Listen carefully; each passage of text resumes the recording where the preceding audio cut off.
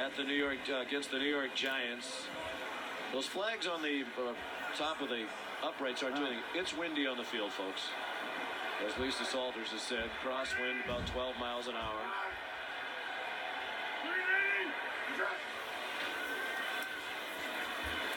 Just trying to inch him closer with some safe throws. Ertz out of bounds. It's a cold night. It's like kicking a rock.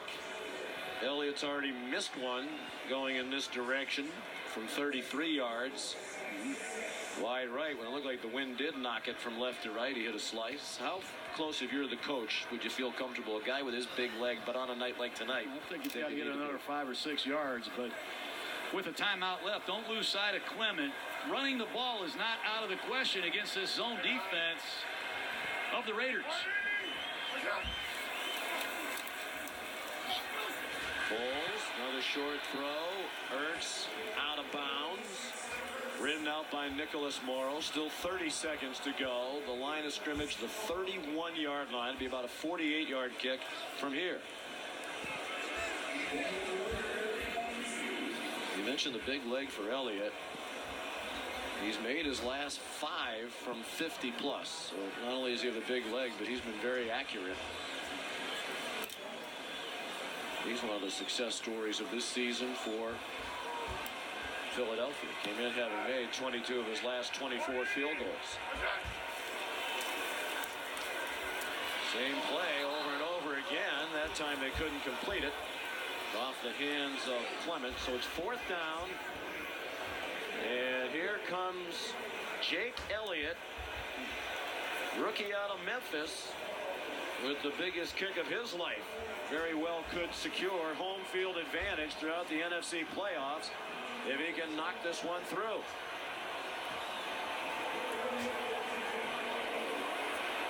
Bill Jack Del Rio ice him with a timeout.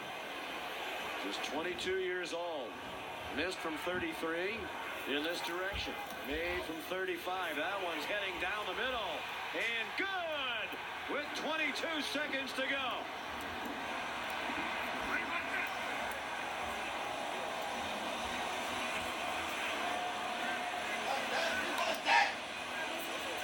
A lot of ways to win in this league. When you're having a bad night on offense, you got to lean on your defense and special teams. And credit Doug Peterson and this Eagle football team.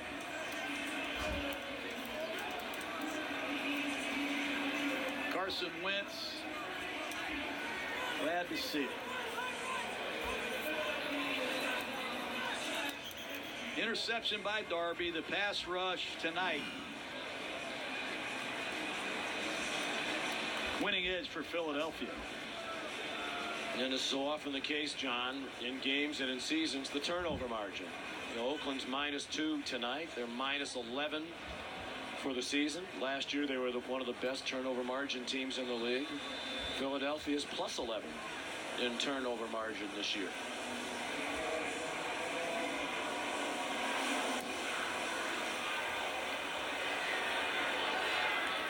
Short kickoff. Oakland has some time.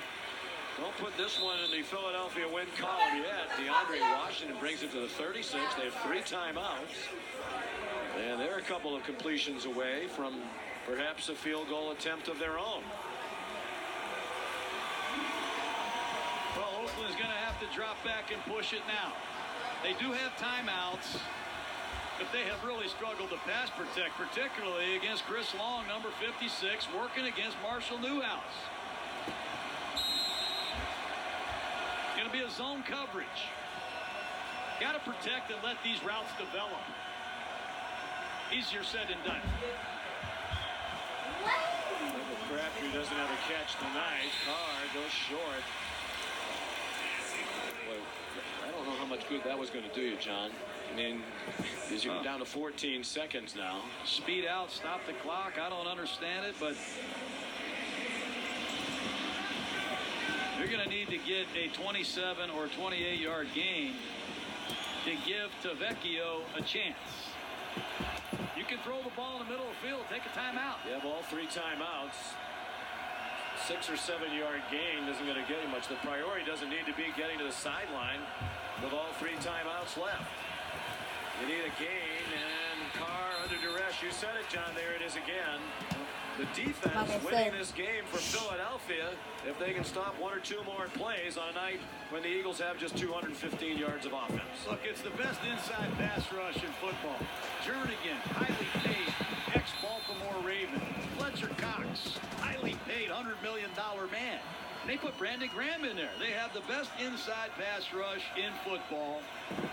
And with 10 seconds left, Oakland might consider moving the pocket and getting Carr in a position to launch one. Yeah, they're going to use a timeout. And why not? You really don't have enough time to use all 3 timeouts with 10 seconds to go.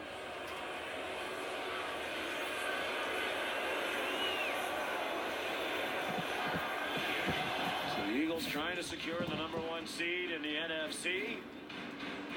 Hasn't meant much for them in the past. 2002, they lost to John Gruden's Tampa Bay Buccaneers in the last game at Veterans Stadium. The next year in this stadium, they lost to the Panthers 14-3. The 2004 team made it to the Super Bowl, number 39 in Jacksonville. They lost a heartbreaker to the New England Patriots. Well, Jared Goff took over for the Rams. Case Keenum, an ex-Ram, and Nick Foles, another ex-Ram. Who'd have thought those 3 men potentially leading their teams into the tournament? Just because the #1 seed hasn't meant much for them in the past, tremendous amount.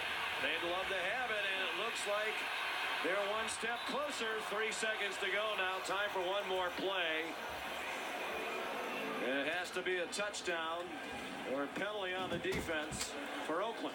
Chris Long is playing the game for nothing. He's donated every check.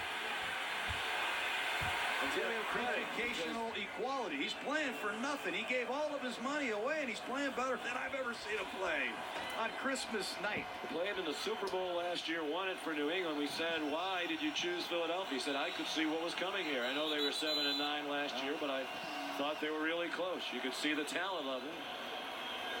Well, he's turned out to be a pretty good prognosticator in addition to his football talents. Still on display in his 10th year. Well, he's the grinder tonight.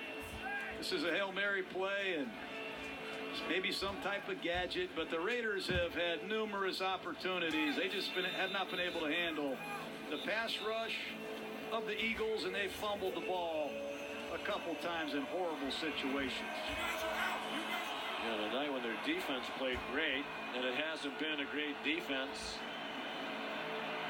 22nd in the league entering tonight in total defense. But they've been excellent. Carr with a question for Ron Torbert. Prevent defense, 3 men deep for Philadelphia.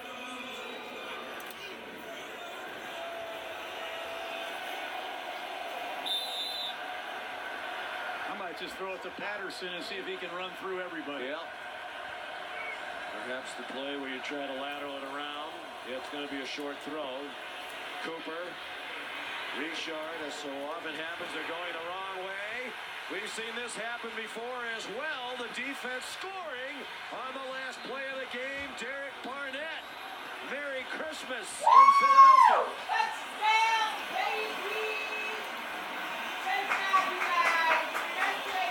This is as good a defense as I've seen in Philadelphia since Buddy Ryan had Reggie White, Jerome Brown, and the boys. And a great defense can carry you a long way. Quick throw to Amari Cooper. He laterals it to Richard. It's a bad lateral to Carr. And there's another first-round pass rusher, Derek Barnett. Good night. And by roll, there will be an extra point attempt. So the Philadelphia Eagles, with the best record in the NFL, 13-2. They'll be the #1 seed throughout the NFC playoffs. Chris Long knows he just played one heck of a game. And sure did. Doug Peterson talked to us, John, about how important the home field is. You look at some of the teams that might come here. You know, Minnesota is a cold weather state, obviously, but they play in the dome. Yep. Other potential teams, dome teams or warm weather teams. The Rams. So, yeah, he feels like in New Orleans, Atlanta, perhaps. Dome teams. Now, you don't have to kick it. The rules say you will attempt it, and Doug Peterson, being a sportsman here, has Foles take a knee. So congratulations to Doug Peterson and the Eagles. He's certainly a leading candidate among many deserving coaches for Coach of the Year. GMC postgame on SportsCenter coming up next. From John and Lisa, Sean McDonough. Merry Christmas from Philadelphia. Here's Scott Van Pelt. And a late Christmas gift to some. Coming up on SportsCenter, the Cavs and Warriors renew the rivalry. How Kevin Durant shut down LeBron down the stretch, then dropped the mic, you might say, in the post-game press conference. We're joined by J.J. Watt, who shared what he learned